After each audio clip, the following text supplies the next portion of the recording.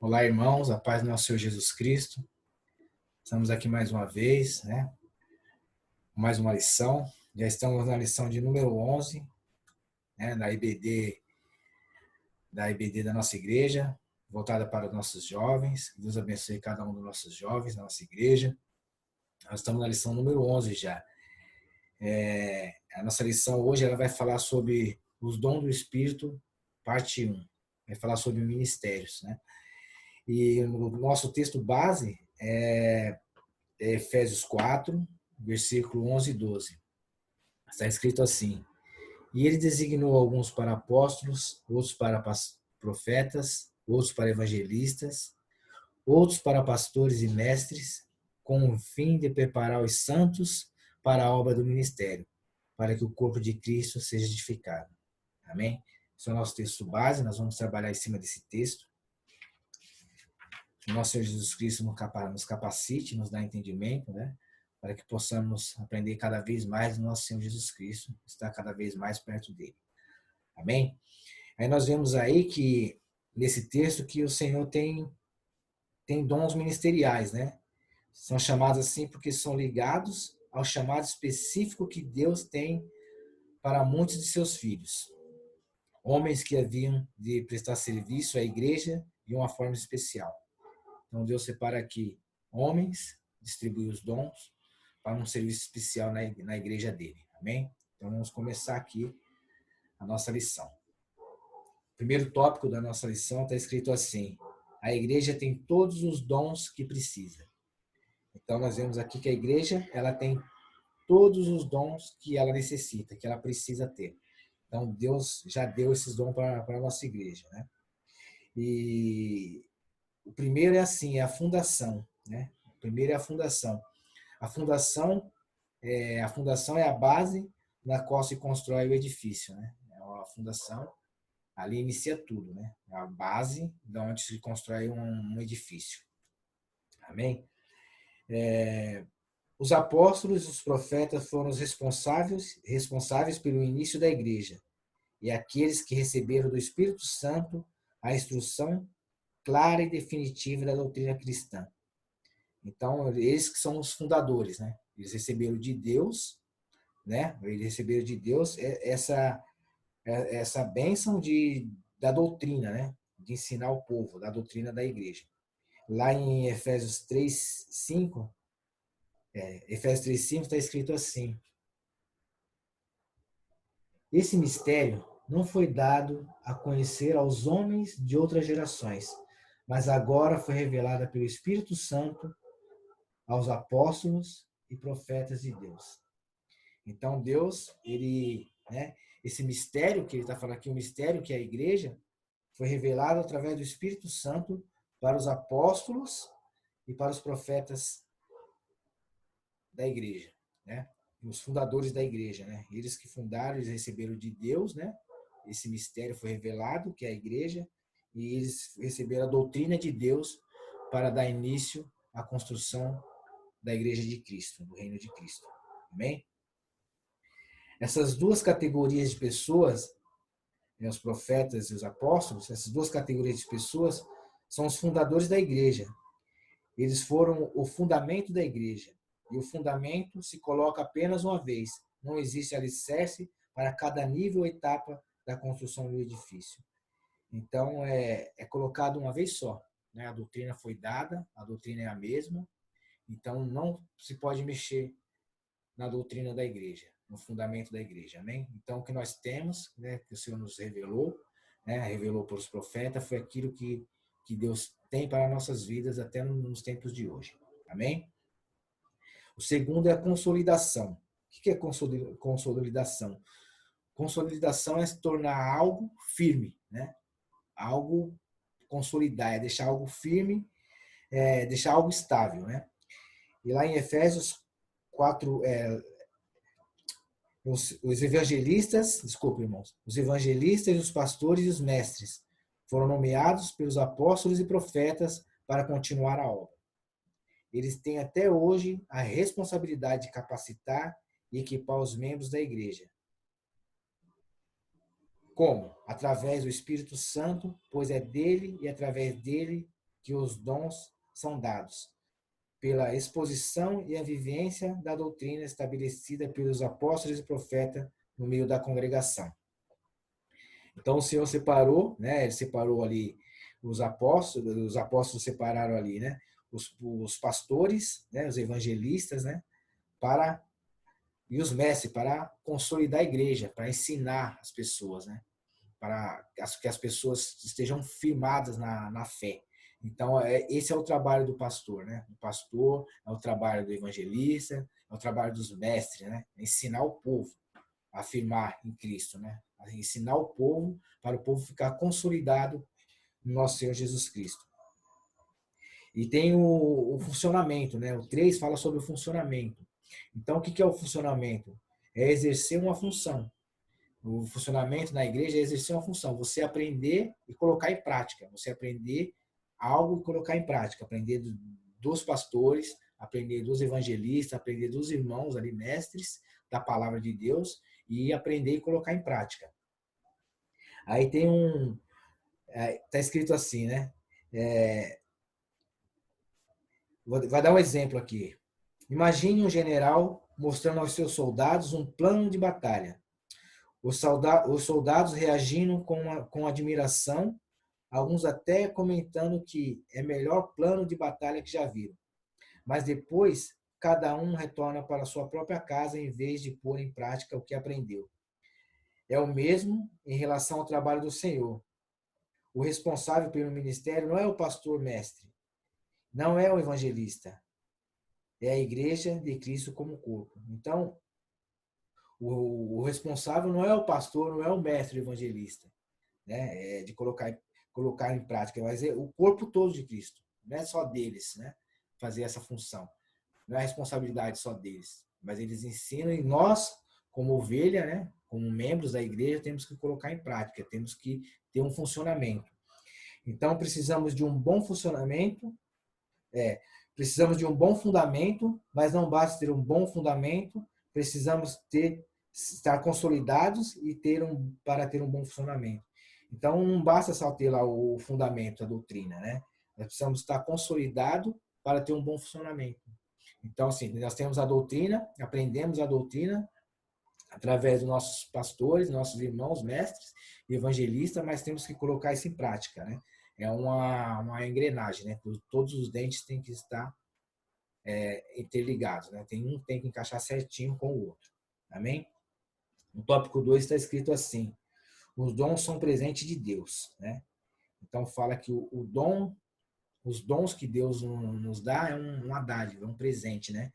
Isso é algo maravilhoso que Deus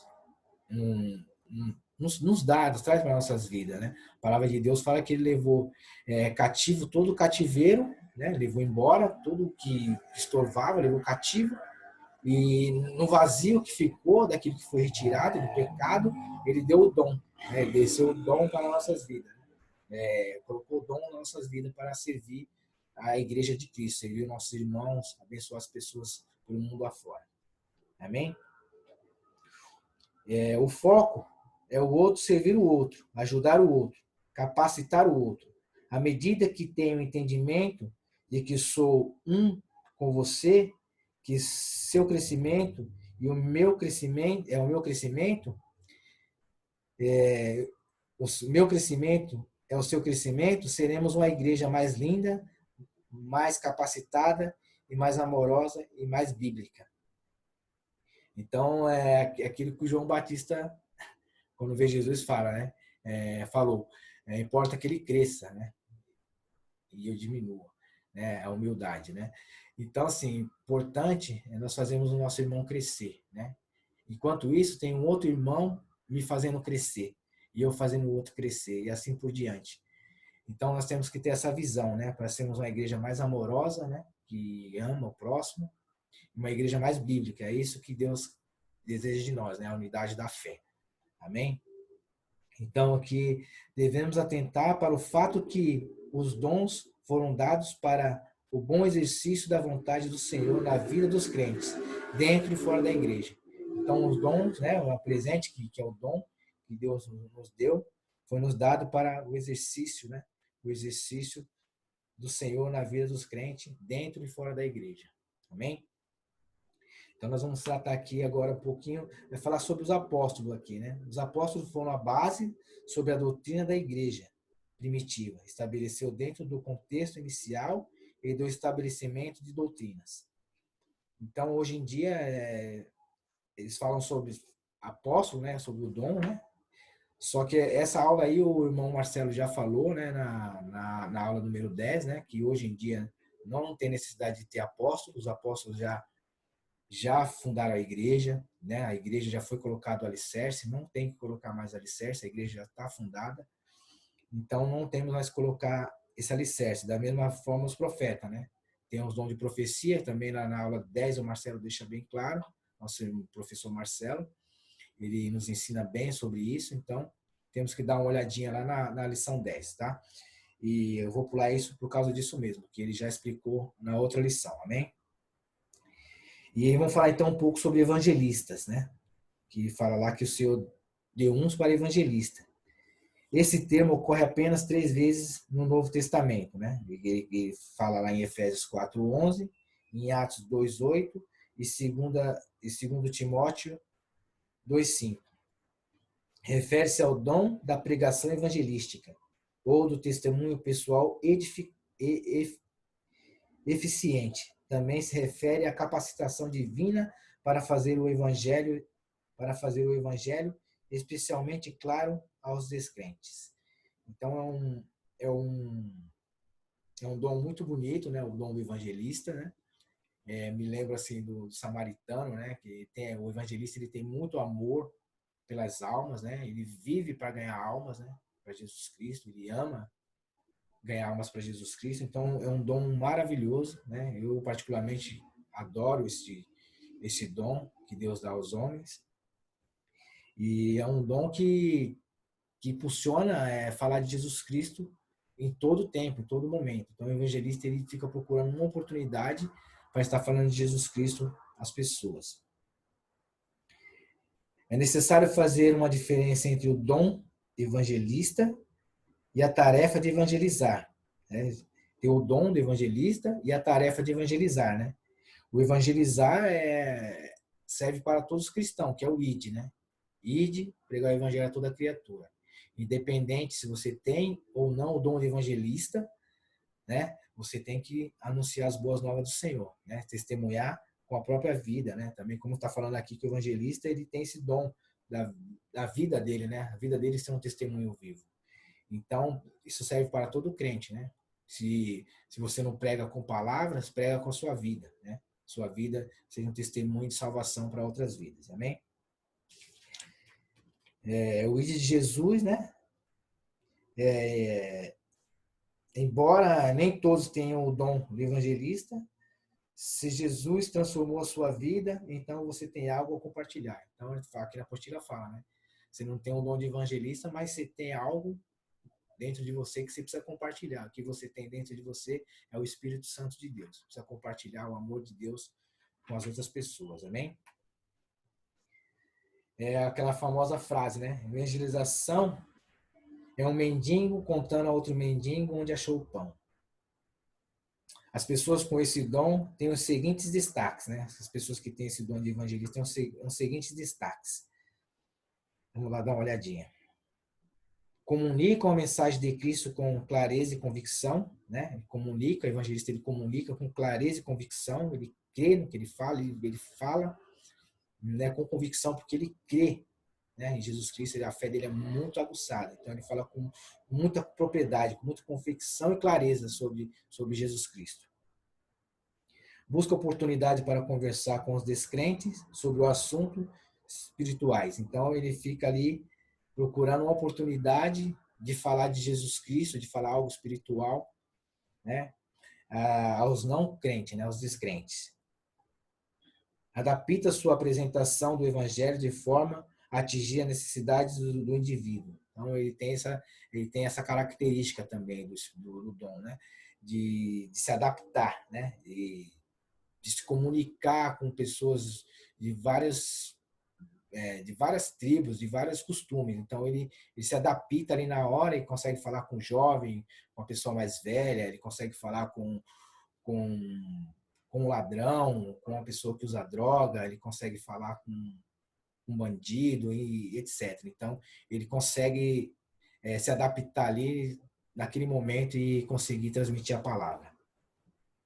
Busca oportunidade para estabelecer relacionamentos íntimos com o descrente. Então, ele procura ter uma amizade com aquele que não conhece Jesus, com a intenção de ganhar aquela alma para Jesus Cristo, de levar a mensagem para aquela vida. Amém? Agora vamos falar um pouco sobre pastores e mestres. O pastor e o mestre são chamados para guiar, proteger e alimentar o rebanho de Cristo. Né? O pastor ele pastoreia ensinando a palavra de Deus, e 7 funções do pastor são liderar, administrar, pregar, proteger, ensinar, visitar e aconselhar a igreja. Então são essas funções do pastor, né? O pastor ele tem que trabalhar em cima dessas funções aqui, que é liderar o povo, administrar o povo, a igreja, pregar a palavra, né? Pregar a palavra de Deus através do Espírito Santo, proteger o rebanho, né? Para que hoje em dia com a internet tem muita heresia, então é difícil você proteger o rebanho porque vem ataque de todo quanto é lado. Então, o pastor é um pouco mais difícil, mas ele tem que proteger, tem que estar sempre ensinando, pregando, ensinando ali, protegendo o rebanho. Ensinar, visitar, né? Visitar e aconselhar a igreja. Sempre está ali, o pastor sempre está visitando um que está doente, um que está com problema, né? O pastor tem que estar sempre pronto para abençoar essas vidas aí, o rebanho, né? Como Jesus ensinou, né? Ele deixa as 99 e ele vai atrás de uma que se perdeu. Então, essa é a função do pastor, amém? Jesus é nosso maior exemplo de pastor.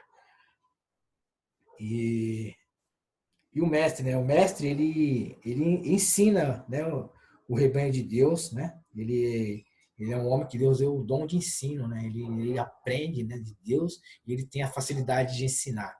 Então, o trabalho dele é ensinar a congregação, a igreja de Cristo, né? Ensinar os membros da igreja. Amém? Todos os crentes são dons do Senhor para a sua igreja, né? Esses dons, né, que são pessoas concedidos por Jesus, têm um propósito definitivo, né? Capacitar os santos, edificar o corpo de Cristo, contribuir para a unidade de todos, conduzir outros ao conhecimento de Jesus, ajudar a igreja a amadurecer e crescer. Todos os membros contribuem para a edificação do corpo. Amém? Então, todos os crentes têm esse dom, né? Todos os crentes são dons do Senhor para a sua igreja. Então, todos nós, né, temos essas funções, né? Temos que fazer essas funções, né? Capacitar os nossos irmãos, contribuir para a unidade de todos, né? Edificar o corpo de Cristo. Então, essa função nossa, um membro da igreja, de todos nós, todos os cristãos, né? Na mão do Espírito Santo, na mão de Deus. Cristo é o cabeça. Cristo é o cabeça, nós somos os membros. Cristo é o cabeça. A verdade e o alimento. O amor e o motivo. O crescimento e o resultado.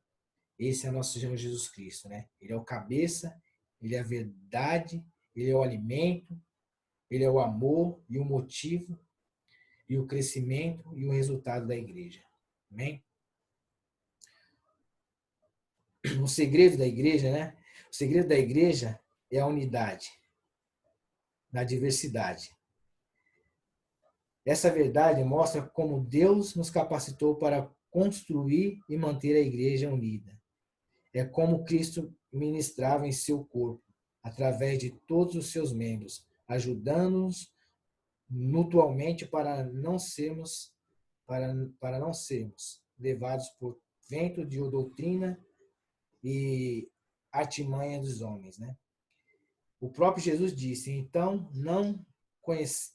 então erreis por não conhecer as escrituras nem o poder de Deus, né? Lá em Mateus 22, 29. Então erreis por não conhecer as escrituras nem o poder de Deus.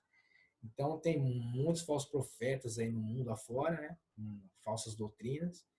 E Jesus fala para a gente estar, né, perseverando, aprendendo na palavra para não errar, né? Erreis por não conhecer, né, as escrituras sagradas. Então, muitos caem na lábia, não me engano, por causa de não conhecer a palavra de Deus.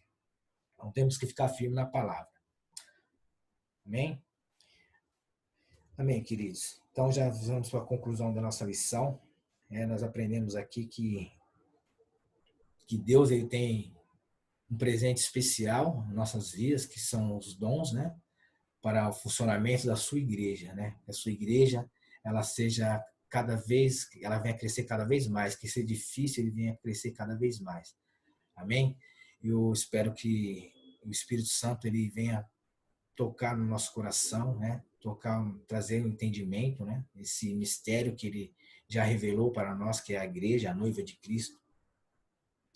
E agradeço a Deus pela vida de cada um dos nossos irmãos, amém?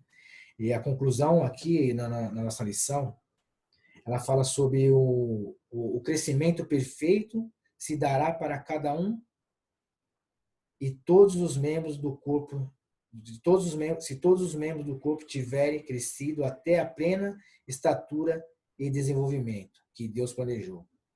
Da mesma forma que o mar está cheio de água, um copo pode estar cheio de água, uma caixa está cheia de água, também pode estar cheio de água. Não é a quantidade que faz a diferença, mas é o recipiente se está cheio ou não. Entendeu? Então ele está falando aqui que não importa se o mar, né? Ou se é um mar, se é um copo, se é uma caixa. Não é o tamanho, né? É importante se está cheio, se o copo está cheio, se o mar está cheio, se a caixa está cheia da água do Espírito. Então o importante é isso. O importante é que você deve estar cheio do Espírito Santo, bem ajustado na igreja e nos relacionamentos, consolidado na doutrina, para que possamos nos unir e crescer. Unidade da fé. Então, devemos estar todos ali firmes em Cristo, né? Ali já temos a doutrina, Deus já nos deu a doutrina, a base, né? Fundamento. Nós já estamos consolidados, nós temos nossos pastores, nós temos nossos irmãos que nos ajudam a ficar firme na fé. E o funcionamento, que é o que nós aprendemos, levar adiante. Amém, queridos? Quero agradecer cada um de vocês. Que Deus abençoe e que tenha um domingo abençoado em nome de Jesus. Vamos fazer uma oração aqui para agradecer a Deus. Pai Santo, obrigado por esta palavra. Obrigado pelo presente que o Senhor tem nos dado, Pai amado. Os dons ministeriais, Senhor Deus. Obrigado, Senhor Deus, por ter levado cativo todo o cativeiro, Pai amado, e ter nos dado esse presente maravilhoso que é o dom, Pai amado. Obrigado por ter nos libertado e ter nos capacitado para a Tua obra, Pai.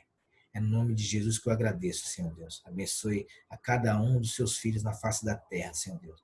Que possamos ser mais que vencedores em Tuas mãos, Pai. Obrigado por tudo, no nome do Pai, do Filho e do Espírito Santo de Deus. Amém. Tchau, irmãos. Que Deus abençoe cada um de vocês. Amém.